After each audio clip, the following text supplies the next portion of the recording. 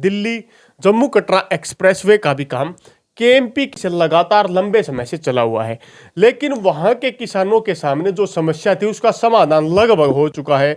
लेकिन यहाँ के लगभग बात की जाए तो 30 से 40 गांवों को इसका काफ़ी फायदा होने वाला था, लेकिन केएमपी पर इसका टोल दिया जाएगा और यहाँ के जो लोकल रोड हैं उन पर दिल्ली जम्मू कटरा एक्सप्रेसवे का भी टोल नहीं दिया जाएगा। यहाँ पर किस प्रकार किसान अपनी मांग नहीं रख पा रहे, उसके पीछे भी कई कारण हैं।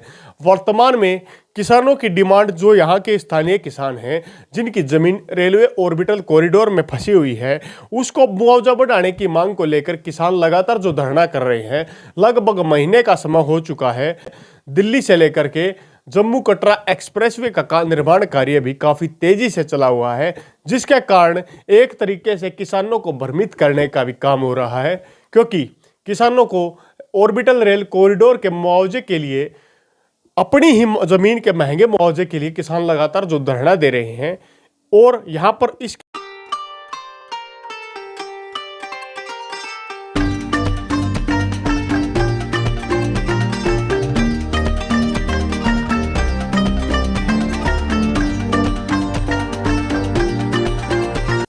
नमस्कार साथियों, कैसे हैं आप सभी।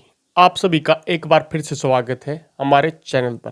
सबसे पहले आप लोगों से एक रिक्वेस्ट करना चाहेंगे कि इस वीडियो को पूरा देखें, तब आपको ये पूरी वीडियो समझ आएगी। तो सबसे पहले दिल्ली मुंबई एक्सप्रेसवे और केएमपी टोल के पास किसानों की एक काफ़ी बड़ी जीत हुई है। उस जीत की अगर बात की जाए तो किसानों का एक धरना लंबे समय से चला हुआ था और उस धरने पर 80 गांवों के किसानों ने अपनी जीत दर्ज करवाने का काम किया है। तो सबसे पहले इस खबर को ही देख लेते हैं। वर्तमान निर्माणाधीन दिल्ली मुंबई वडोदरा एक्सप्रेसवे, जो मंडकोला नौरंगाबाद को कट को लेकर 1 जनवरी से लेकर धरने पर बैठे पलवल और नूह के 80 गांवों के किसानों को अब जीत मिल गई है। सोमवार को 5 सदस्यीय प्रतिनिधिमंडल केंद्रीय राज्य मंत्री कृष्णपाल गुर्जर की अगुवाई में दिल्ली स्थित केंद्रीय मंत्री नितिन गडकरी से मिला।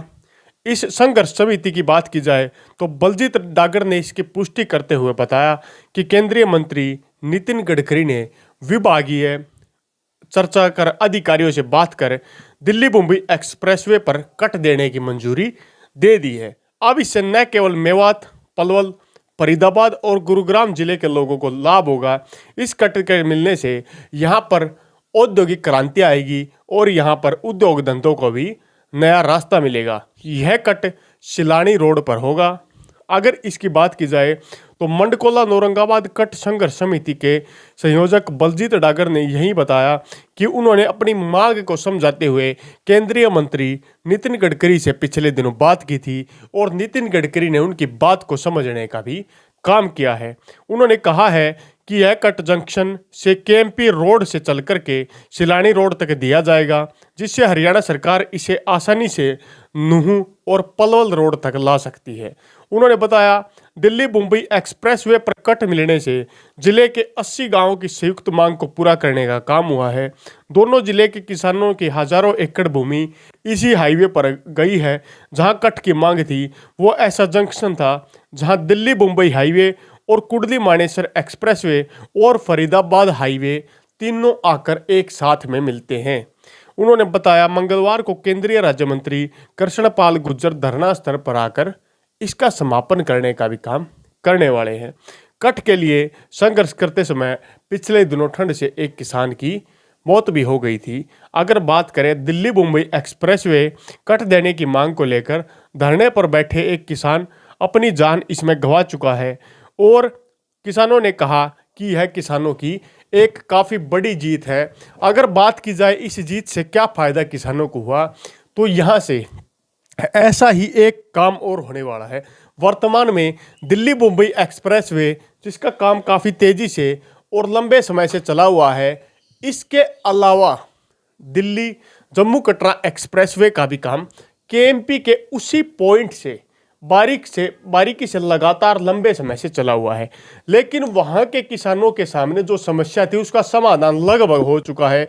लेकिन यहाँ के लगभग बात की जाए तो 30 से 40 गांव को इसका काफ़ी फायदा होने वाला था, लेकिन केएमपी पर इसका टोल दिया जाएगा और यहाँ के जो लोकल रोड हैं उन पर दिल्ली जम्मू कटरा एक्सप्रेसवे का भी टोल नहीं दिया जाएगा।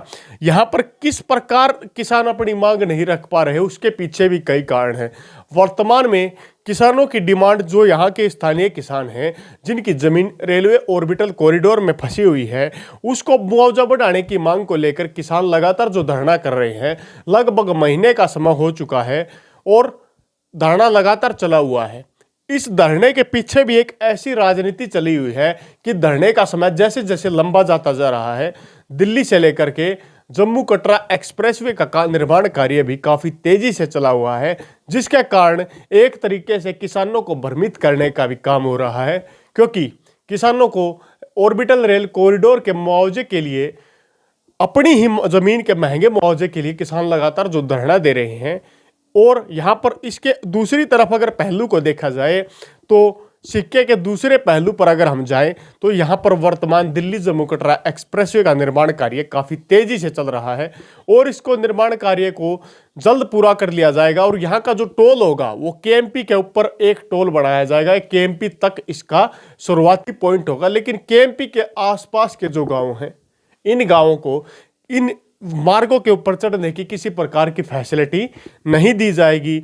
इससे आसपास के गांवों के लोगों को काफ़ी नुकसान भी होने वाला है। अगर किसी को जाना है तो यहाँ पर पहले या तो आसुदा जो की ज़मीन के आवान रोटी की ज़मीन के आसपास जो टोल बनाया गया है, उस टोल का प्रयोग करके आप केएमपी पर आकर फिर दिल्ली जम्मू कटरा एक्सप्रेसवे की ओर जा सकते हैं, लगभग 5 से 7 किलोमीटर की दूरी तय करके।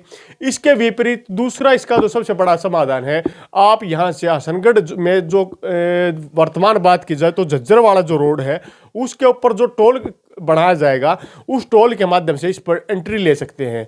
लेकिन इसके बिल्कुल नज़दीकी गांव जो 0 पॉइंट के गांव हैं, जैसे नीलोठी, कुड़ासी, आसपास के जो मारुति से लगते भी कुछ गांव हैं, इन गांवों को डायरेक्ट टोल या कट न दिए जाने से काफ़ी ज़्यादा बड़ा नुकसान होने वाला है। और यह देखने का विषय होगा कि आने वाले समय में कि यहाँ के किसान भी पलवल और नूह के किसानों की तर्ज पर कट की मांग करते हैं या मांग नहीं करते हैं। इसी के साथ अगर आपको कोई भी बारीक जानकारी मिली हो, वीडियो को लाइक कीजिए। साथ में अगर आप पहली बार चैनल पर आए हैं तो चैनल को सब्सक्राइब करने का काम जरूर करें, साथ में बेल आइकन दबाएं ताकि हमारे द्वारा दी जाने वाली हर बारीक अपडेट आपको आसानी से मिलती रहे। इसी के साथ अगली वीडियो तक आप लोगों से विदा लेते हैं।